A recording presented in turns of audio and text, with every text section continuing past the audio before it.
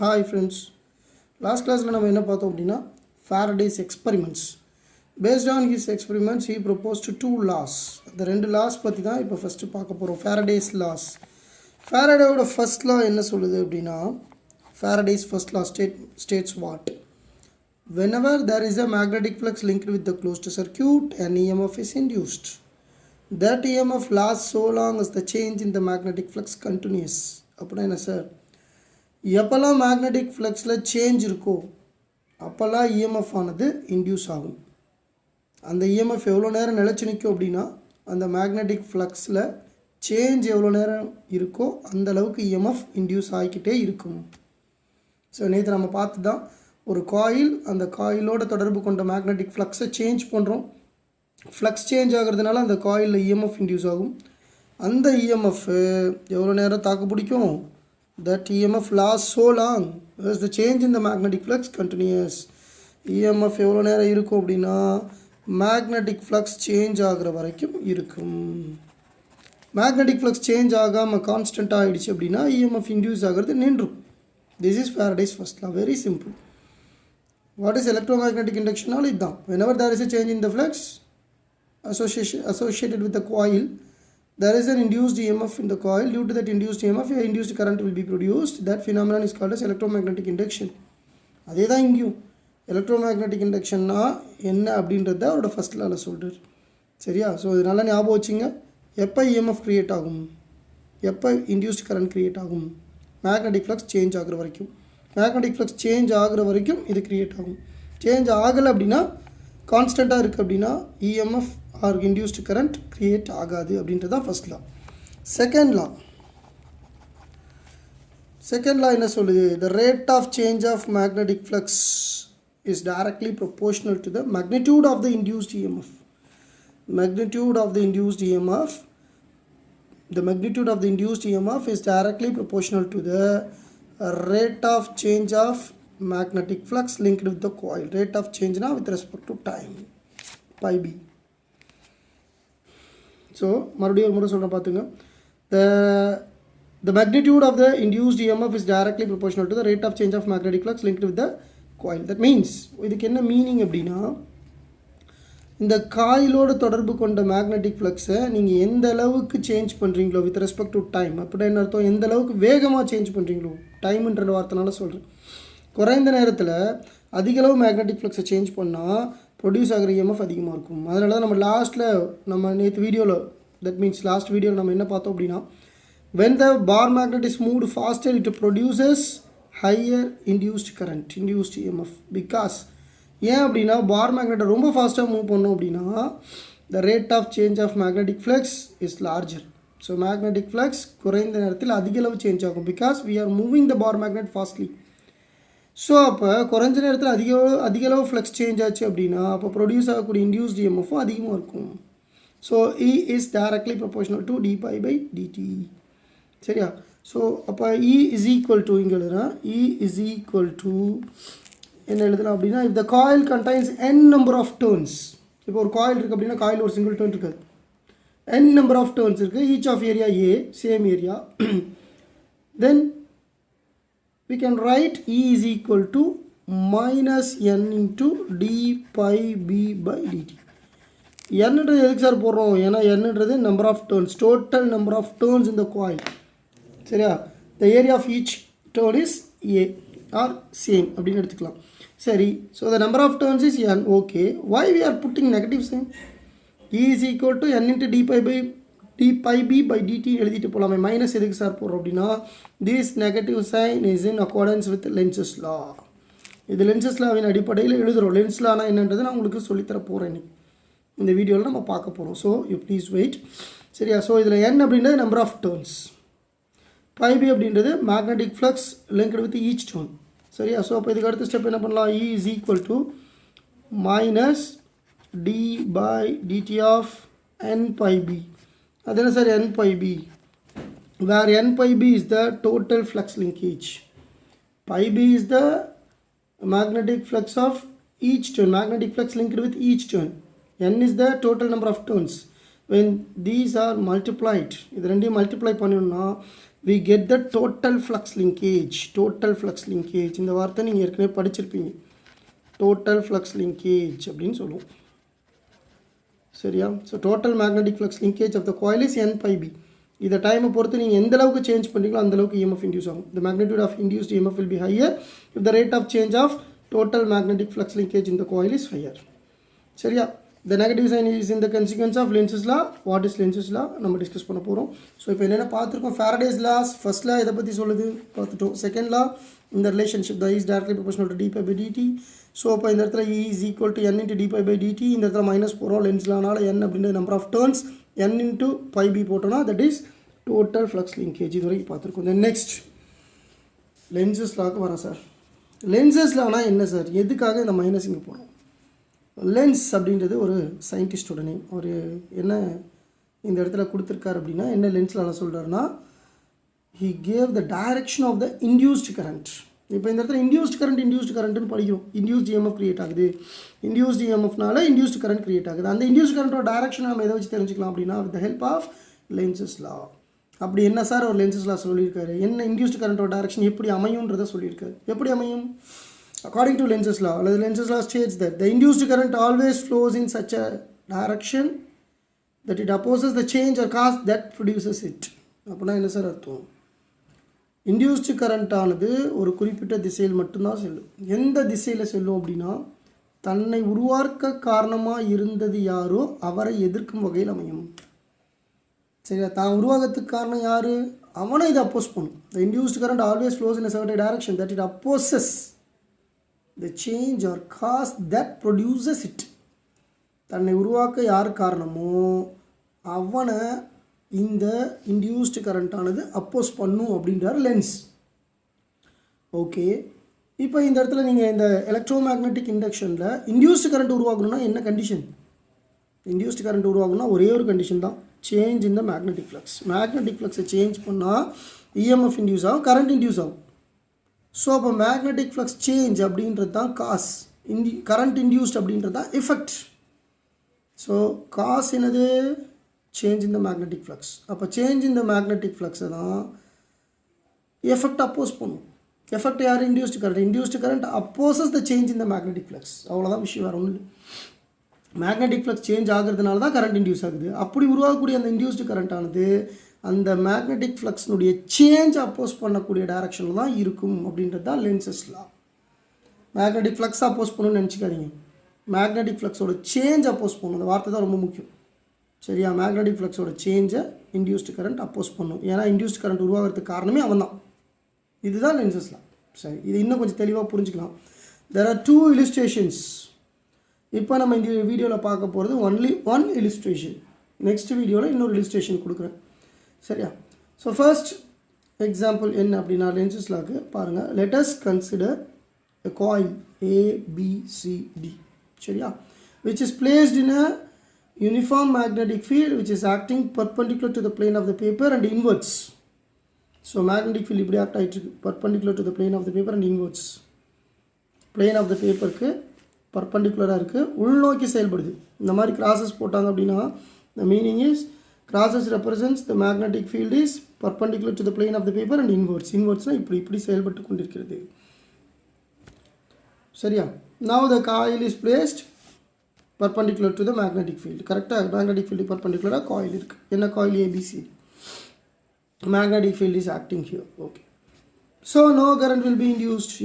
ஏன்னா இந்த இடத்துல flux இருக்கா? இருக்கு, but the flux is uniform, the flux is constant, there is no change in the flux. flux change ஆகுதுன்னா current induce ஆகுது. கரண்ட் இன்டியூஸ் ஆகலை அப்படின்னா அந்த இன்டியூஸ்டு கரண்ட் இருந்தால் தானே மேக்னெட்டிக் ஃப்ளக்ஸ் சேஞ்ச் அப்போஸ் பண்ணும். இன்டியூஸ்டு கரண்ட்டே இங்கே இருக்காது. So no current. இதுதான் ஃபஸ்ட்டு கண்டிஷன்.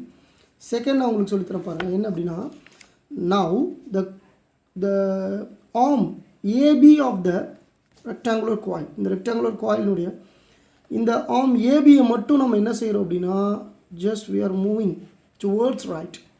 இப்படி ரைட் சைடில் நீங்கள் மூவ் பண்ணிங்கன்னா ஃபார் எக்ஸாம்பிள், சரியா? இப்போ நீங்கள் ரைட் சைடில் மூவ் பண்ணுறீங்க. இப்போ ஏபி அப்படின்ற அந்த ஆர்மை மட்டும் நீங்கள் ரைட் சைடில் மூவ் பண்ணிங்கன்னா இப்போ இது மேலே வந்து விழக்கூடிய மேக்னெட்டிக் ஃபீல்டு அதிகமாக இருக்கும். Because you are increasing the area. இப்போ ஏபி இதோடு இருந்தால் ஏபிசிடி இது இந்த ஏரியா தான். Now you are moving AB towards right அப்போ ரைட் ஹேண்ட் சைடில் நீங்கள் இப்படி மூவ் பண்ணும்பொழுது area of the coil increases. அப்போ மேக்னெட்டிக் ஃபீல்டும் இந்த இடத்துல அதிகமாகுது. பிகாஸ் மேக்னெட்டிக் ஃபீல்டு பாருங்கள் இந்த எண்டு வரைக்கும் இருக்குது. மேக்னெட்டிக் ஃபீல்டு வந்து அதிக அளவு ஏரியாவில் ஆக்ட் ஆகிட்டுருக்கு. பட் நம்ம இந்த காயிலுடைய ஸ்லைடு இதோட முடிஞ்சிருது. ஸோ இப்போ இந்த ஆர்மை நம்ம வந்து எக்ஸ்டெண்ட் பண்ணோன்னா மேக்னெட்டிக் ஃபீல்ட் இந்த காயில் மேலே அதிகமாக போடும். அப்போ number of magnetic lines of force அதிகமாகும். அப்போ மேக்னெட்டிக் ஃப்ளக்ஸ் இன்க்ரீஸ் ஆகும். சரியா? ஸோ அப்போ இதில் பாருங்கள், இப்போ நீங்கள் இப்படி காயிலை மூவ் பண்ணிங்கன்னா ஸோ காயிலுடைய ஆர்ம் இங்கே போயிடுச்சு. காயிலை மூவ் பண்ணல, ஆர்மை மூவ் பண்ணுறீங்க, அந்த ஆர்ம் இங்கே போயிடுச்சு அப்படின்னா ஸோ மேக்னெட்டிக் ஃப்ளக்ஸ் இன்க்ரீசஸ். அப்போ இந்த இடத்துல மேக்னெட்டிக் ஃப்ளக்ஸ் அதிகமாகும். சரியா? அதுக்கு தான் இந்த டயக்ராம் பாருங்களா. இந்த டயக்ராமில் இங்கே இருக்கக்கூடிய அந்த ஆர்ம் ஏபி அப்படின்ற ஆர்மை நான் இங்கே மூவ் பண்ணிட்டேன். அப்படி மூவ் பண்ண காரணத்தினால இதோட மேக்னெட்டிக் ஃப்ளக்ஸ் இன்க்ரீஸ் ஆகிருக்கு. எவ்வளோ இன்க்ரீஸ் ஆகிருக்கு? இவ்வளோ இன்க்ரீஸ் ஆகிருக்கு. சரியா? This is the increase in flux. So இப்போ இந்த இடத்துல ஃப்ளக்ஸ் இன்க்ரீசஸ், அதில் எந்த டவுட்டும் இல்லை. அப்போ ஃப்ளக்ஸ் இன்க்ரீஸ்ன்ற ஒரு சேஞ்ச். அப்போ சேஞ்ச் இந்த மேக்னெட்டிக் ஃப்ளக்ஸ் டேக்ஸ் பிளேஸ். அப்போ கண்டிப்பாக அதில் இஎம்எஃப் இன்டியூஸ் ஆகும், இன்டியூஸ்டு கரண்ட் கிரியேட் ஆகும். Good. What is the direction of induced current according to லென்சஸில் தான் நம்ம கண்டுபிடிக்க முடியும். ஸோ இன்டியூஸ்டு கரண்ட் எந்த டைரக்ஷனில் சார் இருக்கும்? இப்போ அதுதானே கேள்வி. அதுக்கு பதில் நான் சொல்லித்தரேன் பாருங்கள். அப்போ இந்த இடத்துல பாருங்கள். ஸோ நீங்கள் ஏபின்ற ஆமாம் ரைட் சைடில் மூவ் பண்ணிங்கன்னா flux increases is the cause. அப்போ இங்கே ஃப்ளக்ஸ் அதிகமாகிறதுனால தான் கரண்ட் இன்டியூஸ் ஆகுது. அப்போ அந்த இன்டியூஸ் கரண்ட் என்ன பண்ணும்? ஃப்ளக்ஸை குறைக்கிறதுக்கு ட்ரை பண்ணும். It opposes the direction of cause. So இந்த இடத்துல காஸ் யார்? Increasing magnetic flux. அப்போ இன்க்ரீசிங் மேக்னெட்டிக் ஃப்ளக்ஸை டெஃபினட்டாக ப்ரொடியூஸ் ஆகிற இன்டியூஸ்டு கரண்ட் அப்போஸ் பண்ணால் தான் ட்ரை பண்ணும். அதுதான் லென்சஸ் லா. சரி, அப்போ அப்போஸ் பண்ணணும்னா என்ன செய்யலாம்? ஏற்கனவே இங்கே கிராஸஸ் நிறைய இருக்கா? ஸோ அப்போ இது என்ன பண்ணுன்னா, பிகாஸ் இது இந்த இடத்துல உங்களுக்கு பாருங்கள், நல்லா கவனிங்க, இந்த இடத்துல நல்லா கவனிக்கணும். இந்த இடத்துல உங்களுக்கு கிராஸஸ் நிறைய இருக்குது. அப்போ மேக்னெட்டிக் ஃப்ளக்ஸ் இன்க்ரீஸ் ஆகுது. அப்போ இந்த மேக்னெட்டிக் ஃப்ளக்ஸை டிக்ரீஸ் பண்ணால் ஒரே ஒரு வழி தான். என்ன அப்படின்னா, that induced current produces dots. டாட்டை க்ரியேட் பண்ணும். டாட்னா என்ன sir? Dots are opposite to crosses. So magnetic field perpendicular to the plane of the paper இன்வெர்ட்ஸ்னா crosses. Magnetic field perpendicular to the plane of the paper outwards அப்படின்னா உள்ளேருந்து வெளியில் வந்துட்டுருக்குன்னு அர்த்தம். இந்த மேக்னெட்டிக் ஃபீல்டு வந்து பாருங்கள், perpendicular to the plane of the paper and அவுட்வர்ட்ஸ்னால் உள்ளேருந்து வெளிநோக்கி, இப்படி வெளிநோக்கி செயல்பட்டுருக்கு. இந்த வெளிநோக்கி செயல்பட்டு இருக்க மேக்னெட்டிக் ஃபீல்டு தான் நம்ம டாட்ஸில் ரெப்ரசன்ட் பண்ணுவோம். ஸோ அப்போ இந்த கிராஸஸை குறைக்கணும் அப்படின்னா ஒரே வழி தான், டாட்ஸ் அது க்ரியேட் பண்ணும். அப்போ கிராஸஸும் டாட்ஸும் நல்லிஃபை ஆகும். கிராஸஸும் டாட்ஸும் கொஞ்சம் கொஞ்சமாக நல்லிஃபை ஆக magnetic flux decreasing. That is the only way to reduce increase in the magnetic field. So அப்போ டெஃபினட்டாக இதில் என்ன க்ரியேட் ஆகும்? டாட்ஸ் க்ரியேட் ஆகும். பாருங்கள், இந்த ரெட் டாட்ஸ் தான். So red dots are introduced or induced, that is the correct word. Red dots are induced. அப்போ இந்த இடத்துல என்ன ஆகுது? Magnetic field acting outwards. The induced magnetic field is acting outwards. சரியான வார்த்தை. Induced magnetic field is perpendicular to the plane of the paper and acting outwards. So இதை வச்சு நம்ம இப்போ கரண்டோட டைரக்ஷனை கண்டுபிடிச்சிடலாம். எப்படி சார் கண்டுபிடிப்பீங்க? கண்டுபிடிச்சிடலாம். இப்போ இந்த டாட்ஸ்ன்றது அவுட்வர்ட்ஸாக. இப்போ ரைட் ஹேண்ட் தம் ரூல் நமக்கு தெரியும். அந்த ரைட் ஹேண்ட் தம் ரூலை நீங்கள் யூஸ் பண்ணிங்கன்னா இந்த டைரக்ஷன் ஆஃப் கரண்ட் கிடைச்சிடும்.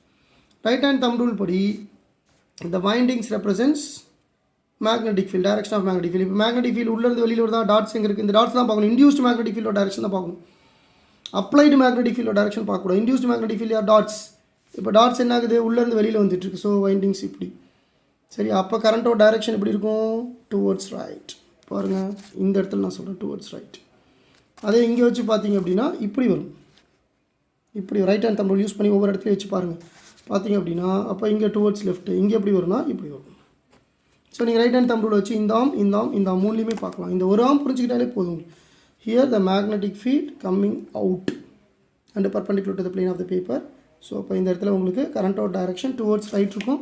அப்போ உங்களுக்கு என்ன ஆகும் அப்படின்னா ஆன்டி கிளாக் வைஸ். பாருங்கள், இந்த current flowing in anticlockwise direction. So அதனால தான் கரண்ட்டோட டைரக்ஷன் இப்படி காமிச்சிருக்காங்க, ஆன்டி கிளாக் வைஸ். ஸோ இதை நல்லா புரிஞ்சுக்கணும். ஏன்னா ஒரு சில ப்ராப்ளம் சால்வ் பண்ணுறதுக்கு இந்த மாதிரி கொடுப்பாங்க. ஸோ இது புரியலனா ஒன்ஸ் அகைன் இந்த வீடியோ மறுபடியும் போட்டு பாருங்கள், புரியும். ஆனால் நல்லா அண்டர்ஸ்டாண்ட் பண்ணிக்கணும். இன்டியூஸ்டு மேக்னெட்டிக் ஃபீல்டோட டைரக்ஷனை பார்க்குறோம். அப்படி பார்க்கும்பொழுது இந்த இடத்துல மேக்னெட்டிக் ஃப்ளக்ஸ் இன்க்ரீஸ் ஆகிறத டிக்ரீஸ் பண்ணுறதுக்காக டாட்ஸ் க்ரியேட் ஆகுது இல்லையா? அந்த டாட்ஸ் அப்படின்ற மேக்னெட்டிக் ஃபீல்டை வச்சு தான் நீங்கள் இந்த இடத்துல right hand thumb rule use பண்ணி கரண்ட்டோட டைரக்ஷனை கண்டுபிடிக்கணும். அப்படி கண்டுபிடிக்கும் பொழுது ஆன்டி கிளாக் வைஸில் வரும். So the induced current is in the direction of anti-clockwise in that case because here magnetic flux is increasing. அதனால் அடுத்த கேஸ்க்கு வரும். ஒருவேளை சார் நான் அந்த ஆர்ம் இருக்கு இல்லையா, இந்த ஆர்ம் எழுதலை, நான் இங்கே எழுதுறேன் DC AB. Now the arm AB is moved towards left.